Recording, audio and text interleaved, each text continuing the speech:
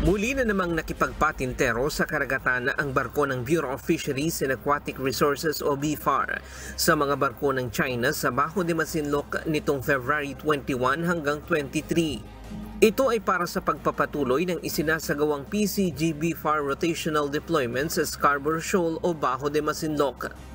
Sa pahayag ni Commodore J. Tariela, tagapagsalita ng PCG for the West Philippine Sea, sinabi nito na sa simula pa lamang ng kanilang misyon noong February 21, sinimulan na silang harangin ng Chinese Coast Guard at Chinese Maritime Militia vessel.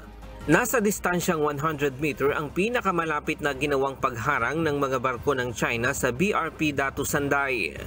Hindi rin sila nilubayan ng Chinese Coast Guard sa pagbuntot o shadowing, pero patuloy pa rin itong nalusutan ng barko ng BFAR at nakapamahagi ng diesel sa 44 na bangka ng mga Pilipinong mangingisda sa Bajo de Masinloc. Muli ring naglagay ng floating barrier ang mga Chino sa bukana ng Bajo de Masinloc. Isang PLA Navy helicopter naman na may tail number na 68 ang nagpapatrolya habang sila ay nasa lokasyon. Maging ang rubber boat ng PCG para puntahan ang mga mangingisda ay binuntutan din ng Chinese Coast Guard. Napansin din ng PCG na kahit bukas ang IAS nito, hindi sila makapag-transmit lalo na kapag naglalabas ng report ang China sa umano'y pagtaboy nila sa barko ng BFAR sa lugar.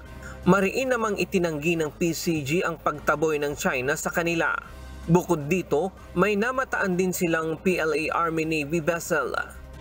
Ryan Lacanlale, UNTV News and Rescue. Diyos ang aming sandigan, serbisyo publiko ang aming pinahahalagahan.